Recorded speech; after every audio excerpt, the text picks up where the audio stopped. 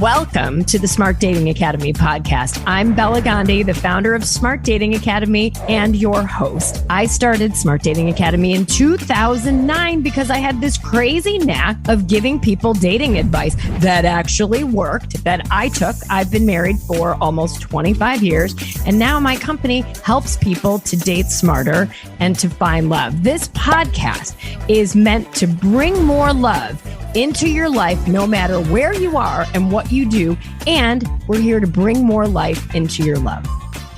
Smart daters, I'm so excited to be with you today with truly one of my personal heroes that I've been following for 2 years, that didn't even know me personally till about 3 months ago. I want to introduce to you an absolute luminary in her field, Megan Ramos, who is, she's just amazing. She's a health and wellness guru and a partner of Dr. Jason Fung's and an author of the recent book called Intermittent Fasting for Women.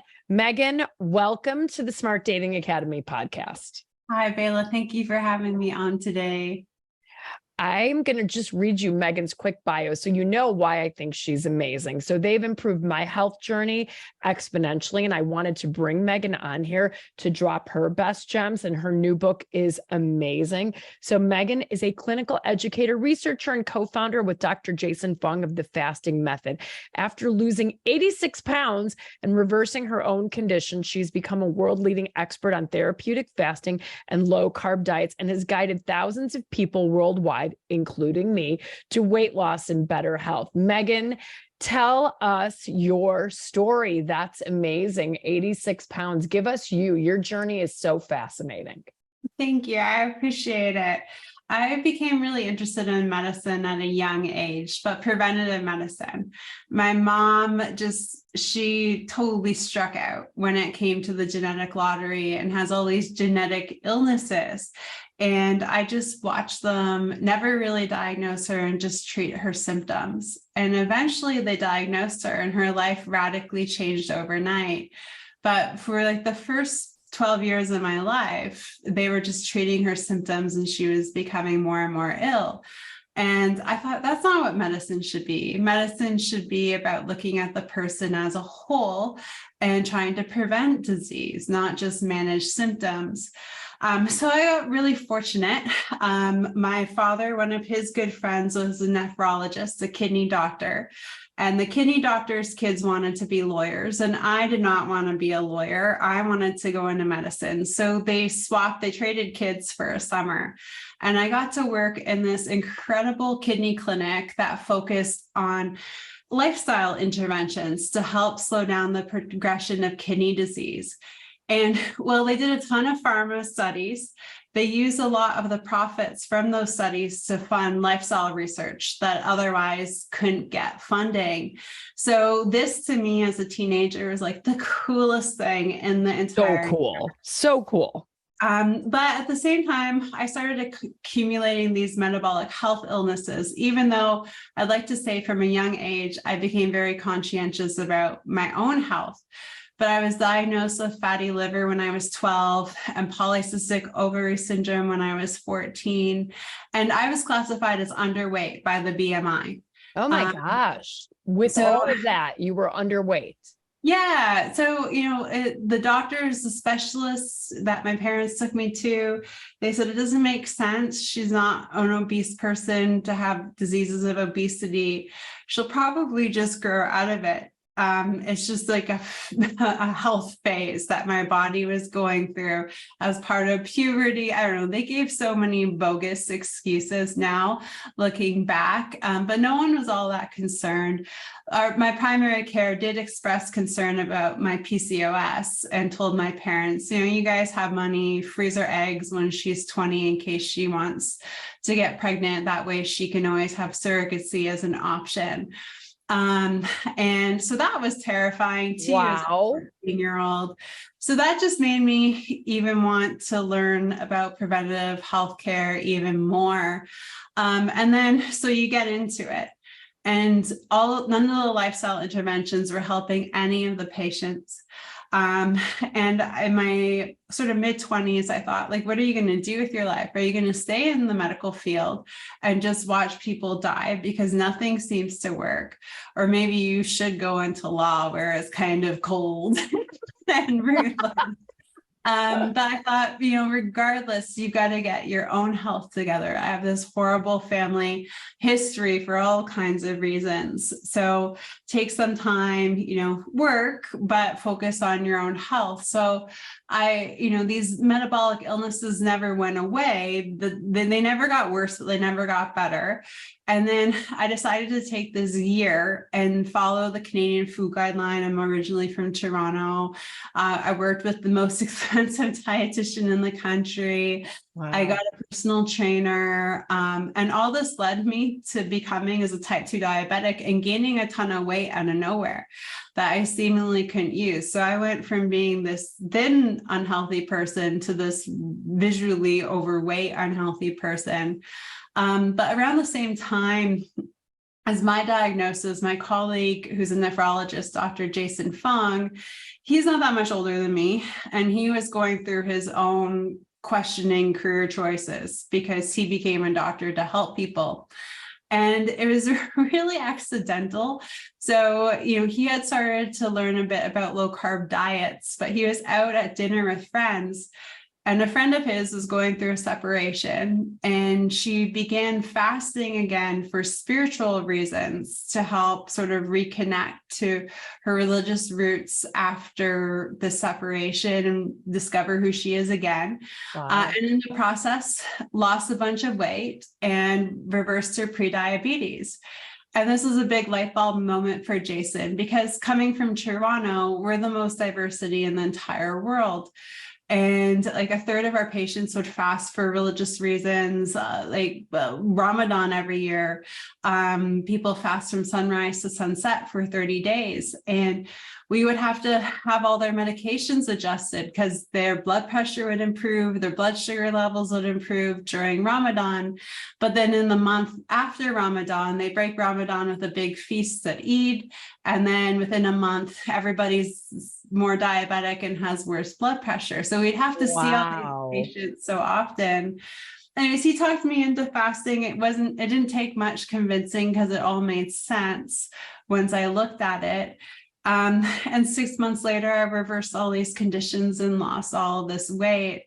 And one of the reasons why I wanted to write this book is growing up as a woman, everyone, my grandmothers, my great aunts, my mom, their friends would all say, you're just kind of doomed as you get older, and just accept it.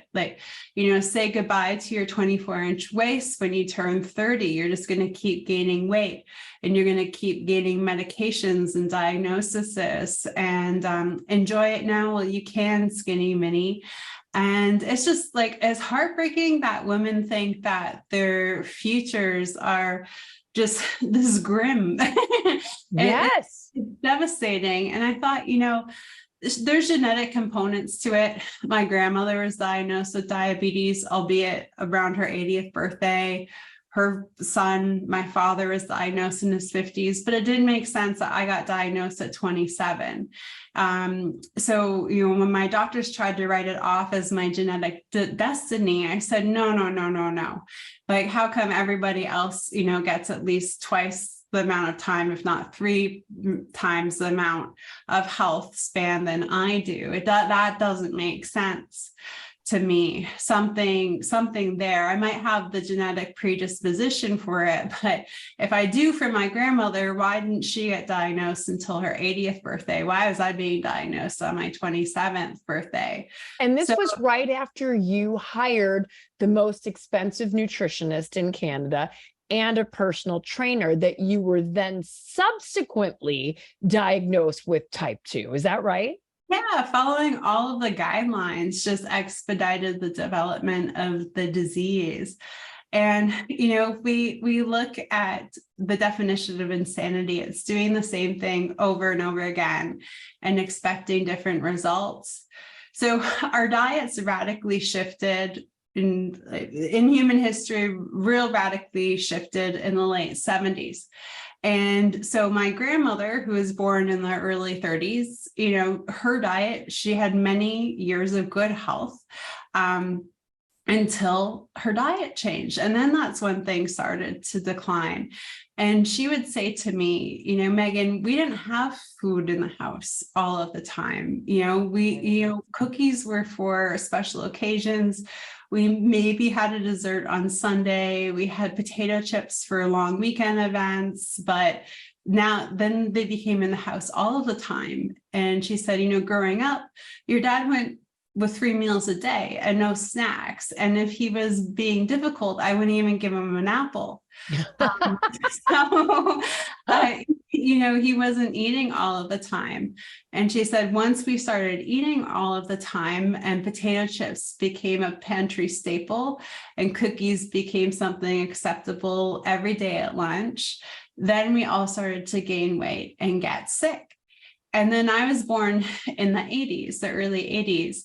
And that's just how everybody ate. And my parents thought it was really important to feed me nonstop. I went to school with literally a pail full of food because, heaven forbid, I go 5 minutes and may feel hungry. So I only knew these horrendous dietary guidelines, and they've just evolved to become more and more horrendous. And it's really interesting to see my younger cousins. I'm the oldest by far. A bunch of my aunts and uncles waited a real long time to add to the family pool here.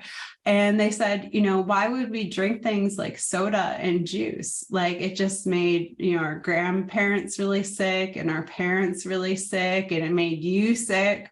So why would we do it? That's insanity. Just to, I don't want to be diagnosed with diabetes when I'm 17, like you were at 27. So it's really interesting just to sort of see their perspectives and just watching this and say, hey, we don't need to do that stuff because we don't want to live this cyclical pattern of just getting more sick as we age. And so many women just think that it's their destiny to become sick and obese as they get older. And look at you, you've changed the lives of not only, thousands and thousands of people that have come through the clinic and follow you online, but even in your own family, right? And that must feel so good to you that you're changing generational health within your own family, notwithstanding for the rest of us. So we love you for that. It's really cool because now I get to go to work every day and I get to see people get better, come off medications.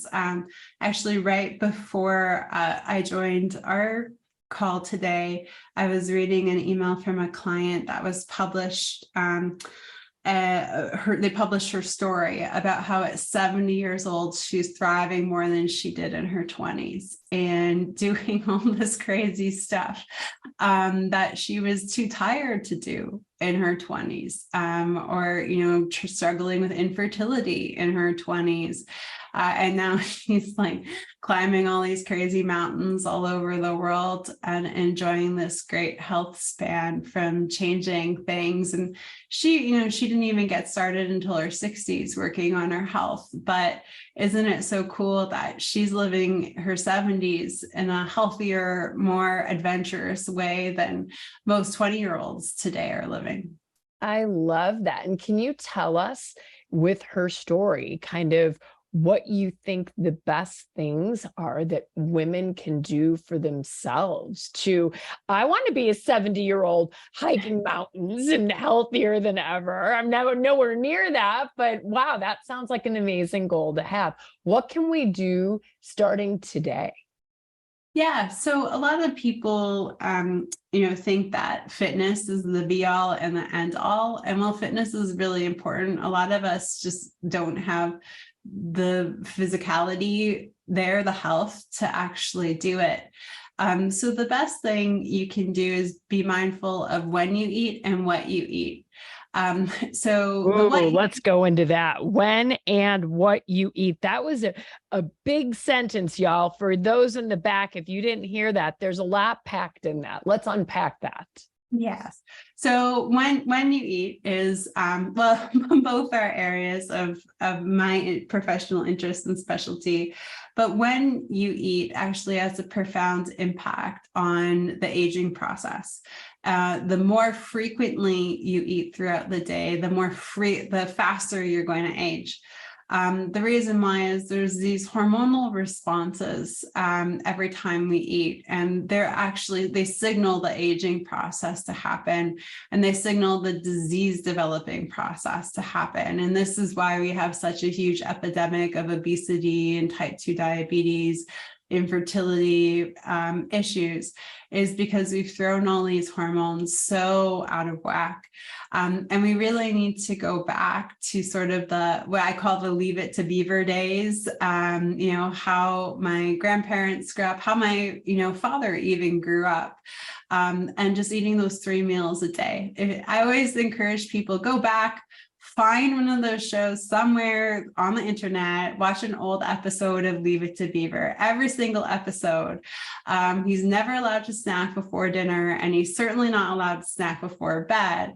Recall how we used to eat throughout the majority of human history here. It wasn't all of the time. So by minimizing the number of times a day we're producing this hormonal response in terms of food, we're actually really able to slow down both the aging process and the metabolic disease process. So just 3 meals a day, finishing your dinner, enjoying things like tea or coffee in the evening times, perfectly fine. Be mindful of caffeine, of course. I love herbal teas in the evening time, and you can sit around and watch movies and watch TV shows. That's fine, but have the tea, not the popcorn, in the evening time.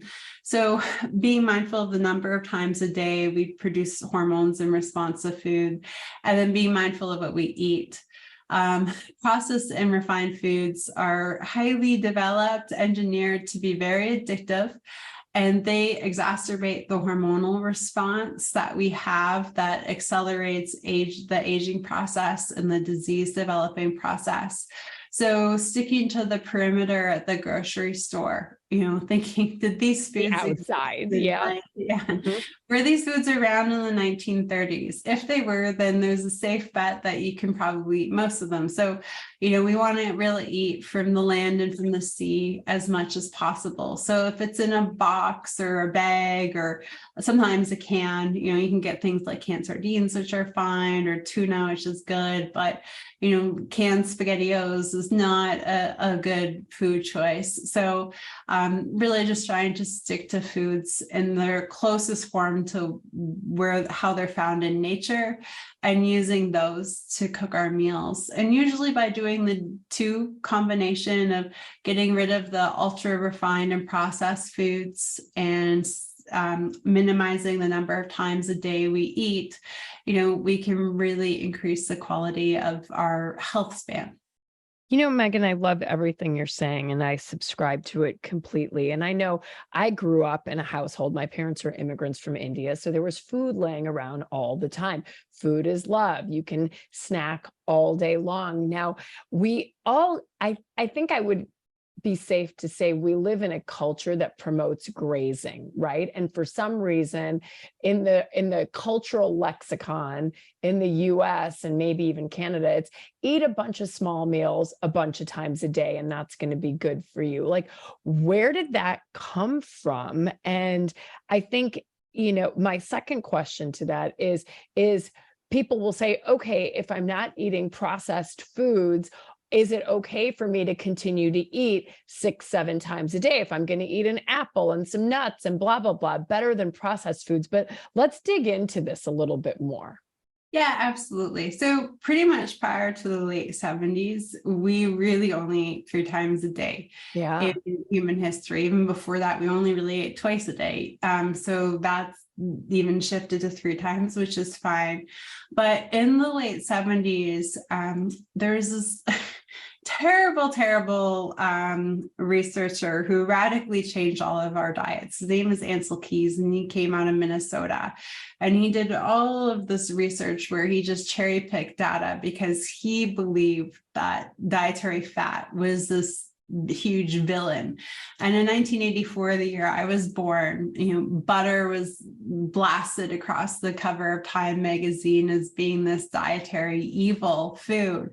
Now we've gone back through all of his research and we see how manipulated it was. Wow. It was not, blinded. It was not done without huge bias.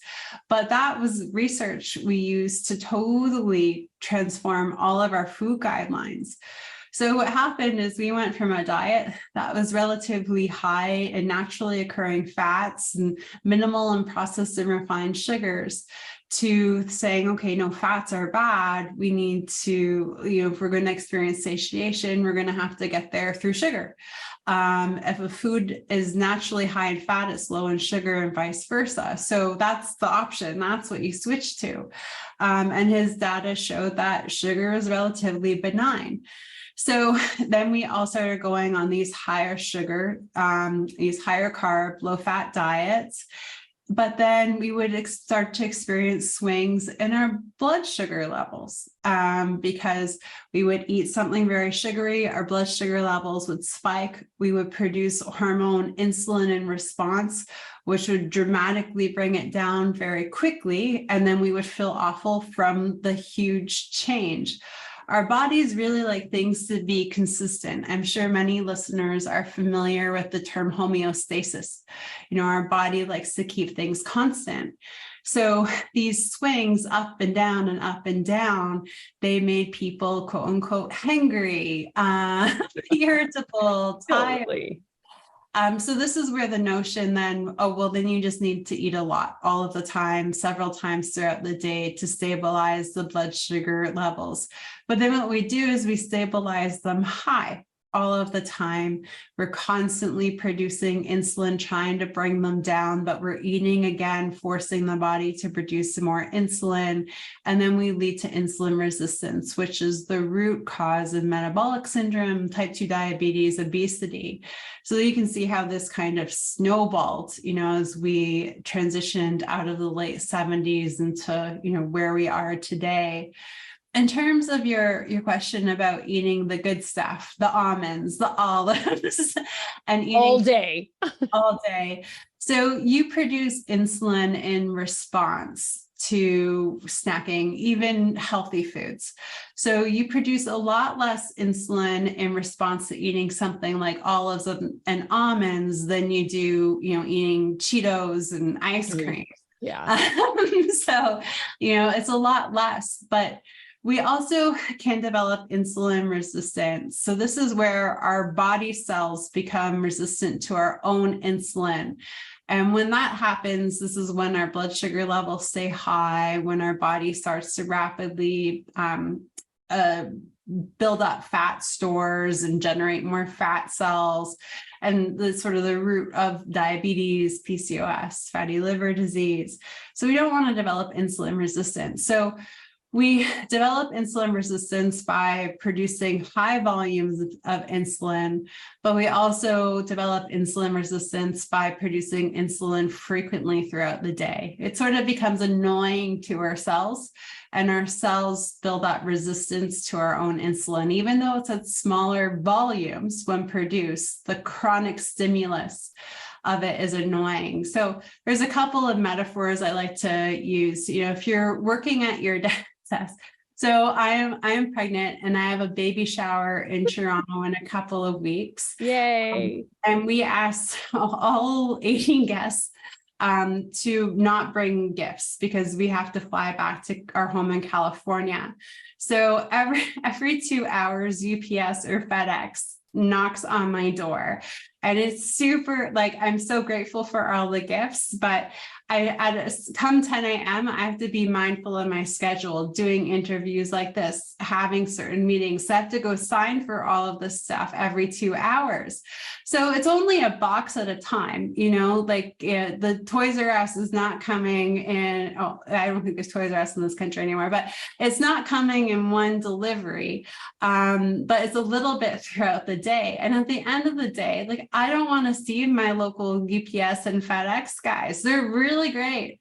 But I end up seeing them a whole bunch throughout the day. So, that constant stimulus of having to go and collect 1 or 2 boxes every 2 hours is disruptive for my day. And now I'm developing resistance towards my UPS and FedEx guys.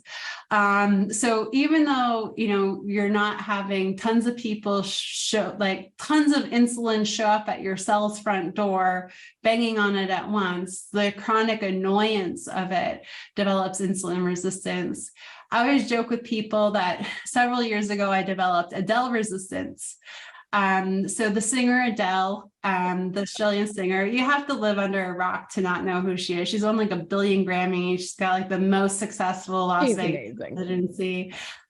So her first album, when it came out, she didn't know this, but she was my best friend. She is my therapist. I just gotten out of like a 10-year-long relationship very young. So her breakup album was my guide. Your anthem.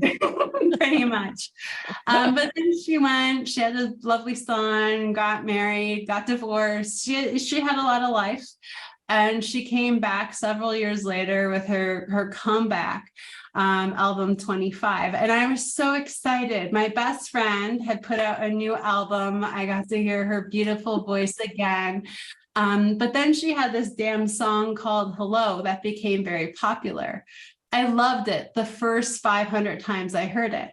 But the rest of Toronto also loved it.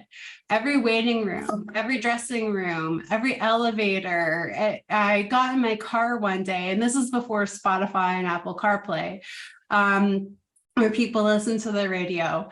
And she was playing the song Hello on 8 of my 12 preset stations. And I just wanted to scream goodbye. I had developed Adele resistance. So it wasn't like I was trapped in a room with the song on repeat, but just constantly hearing it throughout the day for days on end, even though it was just being played once at a time. I developed Adele resistance. Then several months goes by with everybody moved on. So-and-so came out with the summer anthem. People forgot about Adele's song, but then it would come back on the radio near like award season. And it's just like, okay, I like that song now. A little absence made the heart grow fonder. So when we're snacking, it's kind of like we're just forcing ourselves to listen to the same song over and over again. So if you're eating from the time you wake up to the time you go to bed, your cells have heard that song 10 times, 12 times, and eventually, it's going to create resistance. So we need to be mindful of the frequency that we're producing these hormones as well, and the level of annoyance that frequency might have on our system. Yeah, I love that. When my friend Trish introduced me to yours and Jason's work, I read the obesity code, and I remember reading in there that it made so much sense that it's like becoming resistant to antibiotics, right? It's like at a certain point, if every time you get a cold, you're taking antibiotics when you really need it, your cells are going to be like, hey, I know what this is all about, and it's not going to work. And so insulin resistance is something that's really serious and affects so many of us, whether we know it or we not, whether we're, to your point, skinny fat or overweight or have a host of other health issues, but it's the root of so much stuff. And it's not really talked about, which is why I love the work that you and Jason are doing. Now, let's talk a little bit, Megan, about intermittent fasting. You talked about, yes, we had a lot of common sense sort of rules, and you can see it in your own family with how you became type 2 diabetic at 27, and maybe your mother or your grandmother was 54 and the prior generation was 70. As our food pyramid changed, we used to eat 3 meals or 2 meals a day. What can we do now? Let's say a listener is listening going, okay, I've heard of intermittent fasting. I'm trying to do 2 meals a day, but I'm not getting a lot of movement on this. I don't eat breakfast. I eat lunch. I eat dinner. What help can you give us? Yeah. So a lot of times we've developed various levels of insulin toxicity in our body from just following the food guidelines and indulging periodically. So, not snacking is a great way to prevent disease or maintain good health. But what do you do if you've already got a little bit of metabolic health impairment? Well, we need to really exacerbate the absence makes the heart grow fonder, from our own insulin. We need to take a vacation from our own insulin, so that way when it's produced again, our cells want to engage with it. They want to utilize it. So in order to stay healthy, not having snacks is a great way to not overwhelm our cells. But once our cells are already overwhelmed and annoyed, we know we need to take a break. So it's kind of, like any relationship, you spend a long period of time with a particular individual, a little bit of space can go a long way in maintaining the health of that individual after a period. So we need to have sort of these periods of time where we're not producing a whole lot of insulin, just what our body needs to survive, but nothing in response to food to allow the cells to heal. So this is where we get into more therapeutic strategies and periods of time. So a lot of people, they see these things splashed across the tabloids or magazines at the checkout at the supermarket or their pharmacy, and saying 16-8 or 18-6. And that's essentially where you skip 1 meal a day, and then you ideally would only eat 2 meals a day.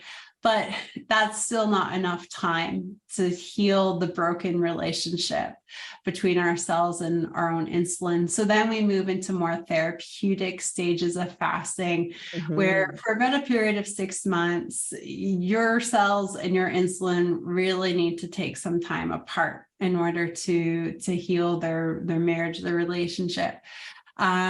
So we get into more 24 hours or 36 or 42 hours. 48 is very common protocol. And so a lot of listeners might be gasping right now. It's not something you do forever. It's something you do for a period of time, usually about 6 months, depending on how well life cooperates for the individual or what the specific goals are. If you're starting on a lot of insulin and a bunch of diabetic medications, it could take longer. If you're just looking to get rid of that weight that's around your midsection that your doctors will tell you is going to end up turning into diabetes one day, it might not take as long because you're not diabetic yet.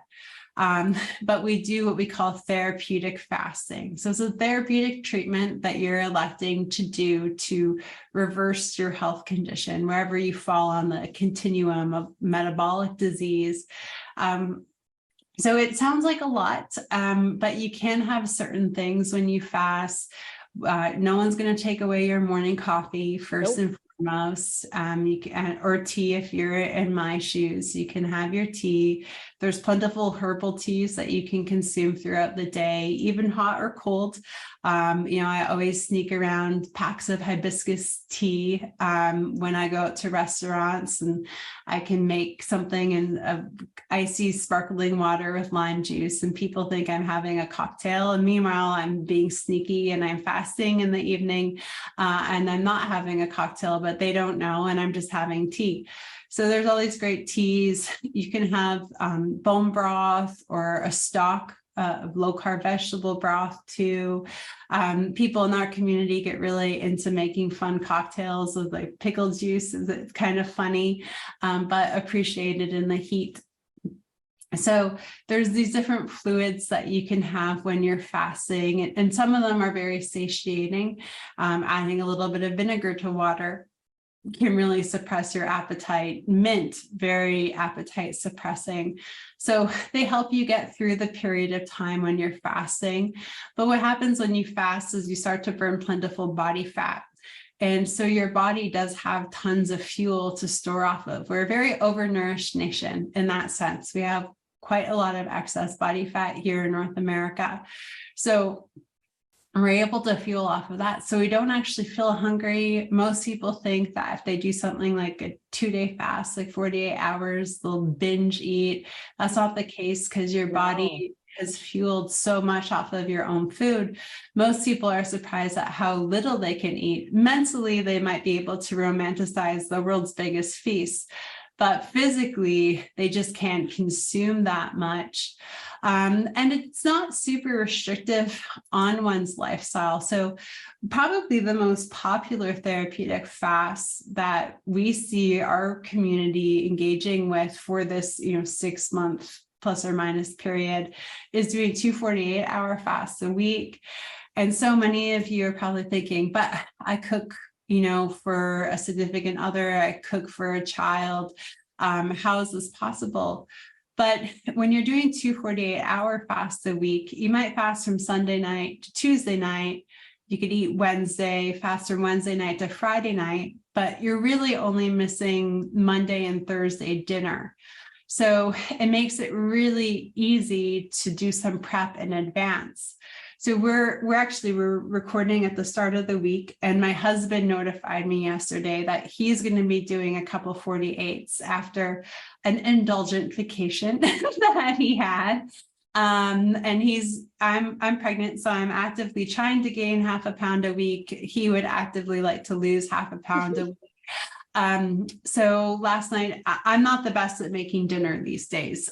Even still this far into pregnancy, I'm pretty nauseous. So he's been the cook at dinner time. So last night at dinner, he just made extra. So tonight, when I go to have dinner, I just need to throw some food in the oven to reheat it a bit. He doesn't have to worry about me. I don't have to worry about fending for myself in my nauseous state. Baby can get his protein in, and I can actually end up eating before he gets home, so he's not as tempted by the smells of the food. So it was just as simple as that. And it makes it really easy to do meal prep and to organize family throughout the week. So that's why it's become our most popular strategy. And then it's really great for fat burning as well. I'll tell you what, it's funny. You guys say the first rule of the fasting club is never discuss fasting, right? And so it's really funny. I see that in the Facebook group a lot. So I don't talk a lot about it, but I want to share with you guys that, I was on a girls' trip and my girlfriend said, "Hey, I've been following the work of Megan and Jason. You should try this." And she said, she said, my first fast was 36 hours. And I literally fell down at the campfire going, there's no way. I don't even know if I go 3.6 hours without eating a snack. And because I'm hardcore, and I know you guys know me, you're probably like, okay, so I decided to do it one night on a Sunday. I closed my eating window. Monday at various points, I thought I would die mentally when I got to 24 hours. Decided to do a Peloton ride as well. My girlfriend Trish is like, you're going to be fine. Keep going, keep going. And I fell asleep that night. I woke up. I'm like, oh my gosh, I did 36 hours and I don't feel terrible at all. To Megan's point, I thought, my gosh, am I going to eat an entire massive breakfast? You know what the irony was? I wasn't really very hungry, but I was so new to this that I thought I better eat something. And I was taking my mom in for knee replacement surgery. I got her all set up. I didn't dare tell her. My Indian mom would have lost her mind. She would have had to have heart replacement instead of her knee replacement if she knew that I had done this. And I had a couple of eggs and I thought, oh my gosh, I feel fine. And that led to this huge psychological barrier. To your point, we've got so much fuel inside of us that we can burn it for days or for weeks, in my case, and be totally fine. And I've been following this protocol for a couple of years and really have never felt better. My clothes fit great. I'd still like to lose a little bit more. And I know I'm going to seek your help in continuing to work on this. But I think that, talk to us a little bit about the difference between fasting, what people consider starving, and why this will not shoot your metabolism, because this was one of the very first things I thought about. So as you listener are going, oh my God, you probably have zero metabolism left. Tell us why that's not the case. And the science. We're really fortunate too. There's a ton of great randomized control trials, the gold standard in medical research, albeit they do have their flaws. That goes to show that alternate daily fasting shows no clinically significant change in metabolic rate. And they're always comparing fasting to calorie restriction, these diets that we've followed for years that don't work. And how each one of these calorie restriction diets shows a clinically significant reduction in metabolic rate. So calorie restriction in general, most of us have done it. I've done it. You might have a soup diet, a shake diet, this meal plan, that meal plan, count points, count calories. Every single one. And didn't you say that the average person has tried 126 different diets? The average. Banana woman by the age of 50. It's wild. It's all the same stuff because it's all based on move more, eat less. So it's I always joke, it's like going to the toilet paper section at Costco. You've got the Costco brand, you've got the kitten brand, you've got the bear brand. It's all toilet paper at the end of the day. Sometimes it's 2-ply or 3-ply, but it's still toilet paper. So all these diets are the same. They're just packaged differently. We do them all expecting different results, but we never get that result. So with calorie restriction, we do experience some symptoms of starvation. So this is how it differs. So the last few years have been nuts, right?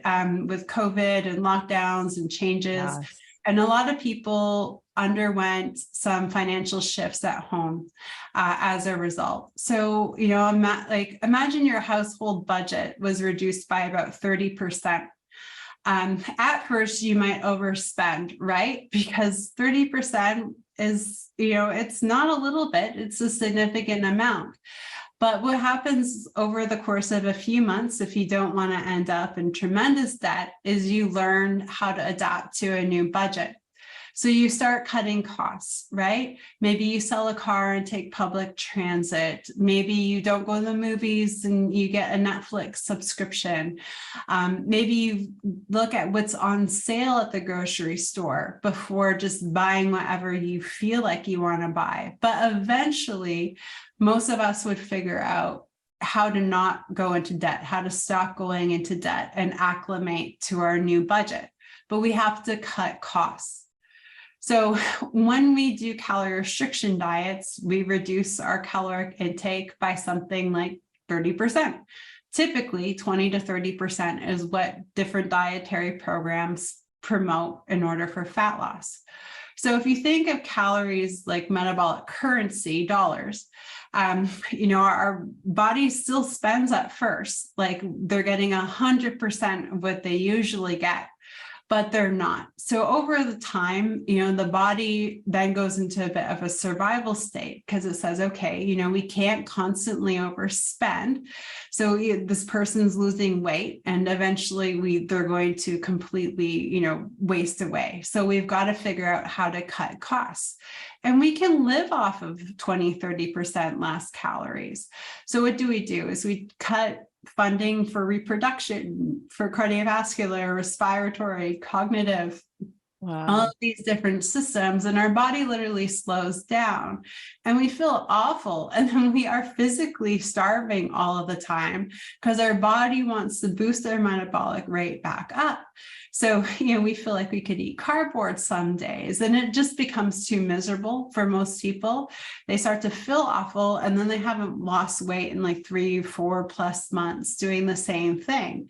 But then we go back to these diets because, well, they work for the first couple of months. One particular diet company, they've got a 95% failure rate, but they're one of the biggest businesses on the entire planet. Talk about a business model, right? They get you hooked and you think it's going to work, and then it doesn't work. But then you have to reinvest in doing it because you did have those few months of success. Oh my God, you're talking about me. And so I've been there too. When you're fasting, you're not giving your body anything. 30 calories from a cup of coffee is nothing. Some watered down calories from bone broth is nothing. So you're reducing your caloric intake by over 90-95%, sometimes even as close to 100. So your body can't figure out how to budget off of nothing. So it actually has this nervous system response, which is cool. It activates the production of these counter-regulatory hormones. And this is really where fasting differs.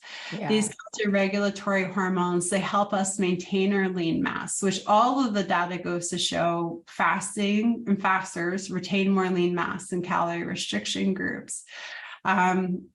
So we retain our lean mass. It helps us burn body fat. And this noradrenaline that's produced to help us burn body fat and human growth hormone, they top us up to what we need. It says, okay, Megan wants to spend 2,500 calories today. Well, Megan's definitely got 2,500 calories in those fat stores because she ate that extra pizza, really bad organic chemistry exam, and we're going to fuel off of that. We've got all this stored energy in our fat cells. So it's not like my bank is full. My calorie bank, when I had to lose weight, I had millions of dollars in there. So I had tons to spend. So I was able to maintain my metabolic rate. So, we live in this society where we have quite a bit of excess fuel. I fast even professional athletes at lower body fat percentage. We do compensate for extra calories from fat and protein on their eating day just to help offset some potential losses. But most of us in North America, that our body fat, all it is stored fuel to be utilized. So it's really difficult for us to even get into a state of starvation in the first place. We're not this malnourished society. Our foods definitely aren't the most nutrient dense, and we have some nutrient deficiencies that are very common in North America. Things like vitamin D, for example, in a lot of places is a huge problem. But overall, we're pretty overnourished. So we can't even get into a state of starvation as it is. And, when you're starving, you're being forced to forgo food. When you're fasting, you're electively choosing.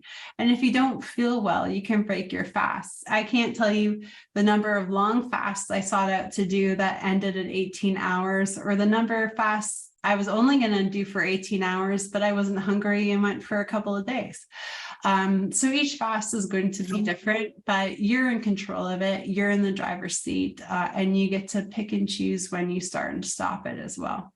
I love that. And you're such a vessel of knowledge. And you guys, at the end of the day,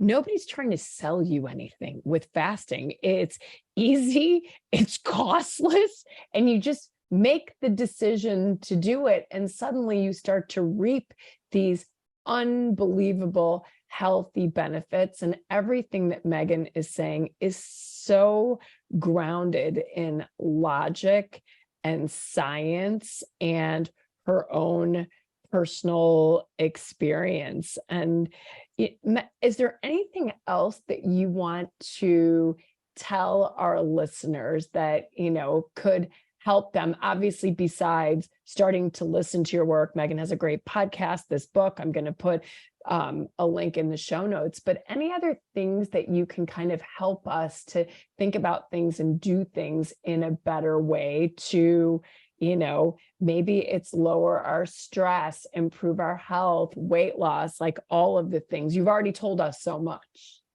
Well, stress is a big one. Stress undoes everything you do positively with your diet or lifestyle.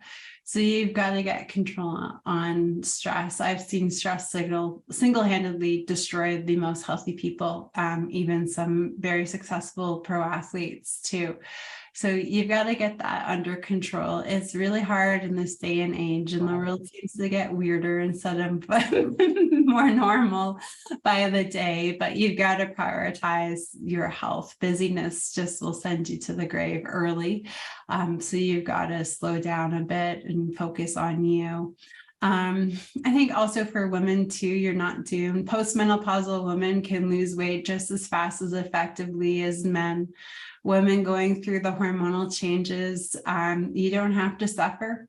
There's a whole lot of great things ahead, and these years don't have to be miserable. I'm so looking forward to getting older, because I know that I can have a much more beautiful, healthy experience than I did in my teens and 20s. And younger women too, there's this huge fear of fasting and infertility.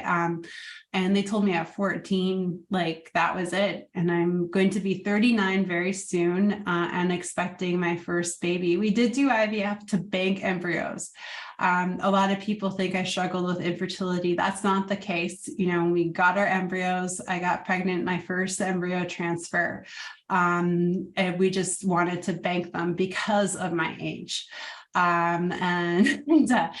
don't make eggs forever, regardless of how healthy you are. So we wanted some insurance there. But this is something they told me at 14 wouldn't be possible without surrogacy down the road. And well, here I am hobbling around California with my ever-growing belly. So if anything, fasting has given me the opportunity to be a mom, and it's helped my fertility. So don't believe all those naysayers that this isn't safe for women. It's absolutely safe. I work with women of all age groups every single day, and I've only seen it give them back their health and their quality of life. It's definitely given me back mine. I can tell you that. And just to show you, let me think, I'm going to calculate. I think right now I'm on a 39-hour fast. I was fasting in honor of you being on our podcast today, Megan. So I feel great, clear-headed, happy, in control. And it's not just physical, you guys. Do whatever it is you can that works for you. But there's so much mental peace that comes with it. And there's so much psychological strength that comes from knowing that you have control, right? And you'll see if you follow this journey, and I'm happy to, share more about this with you, about how I actually feel hungrier on days I eat than on the days that I fast. So there's so much good stuff that Megan shares with you in the variety of things that she does. But definitely, I would encourage you, if this conversation has piqued you, I'll tell you what, I've lost 21 pounds over the last 2 years, and I'm a small person, and attribute it to the work that you are doing. Grab her book, The Essential Guide to Intermittent Fasting for Women. You will not be worse off for it. In fact, you'll only be better, and you'll be able to do what makes best sense for you. It might be different than what Megan does. It might be different than what works for me. But at the end of the day, you will 100% have some benefits to you. I'm so glad. I'm so glad you were here, Megan. You're one of my personal heroes that I will always be grateful for, and have been a real inflection point in my life for the positive. So thank you so, so much. And I hope that someday you will definitely post baby, come back to the podcast and share your newest research and learnings with our community.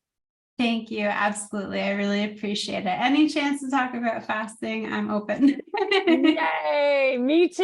I love it. So Thank you again. And smart daters, if this has resonated with you, like I'm saying, join Megan's community, listen to her podcast, order the book. And if this has inspired you to say, well, wow, I want to get healthy and find the lid to my pot, follow us on Instagram at Smart Dating Academy. Listen to previous episodes of this podcast, or even better, schedule a consult with myself or somebody from my team, and we can really help you get started to find the lid to your pot. And there's nothing like summer love. With that, I'll see you next week.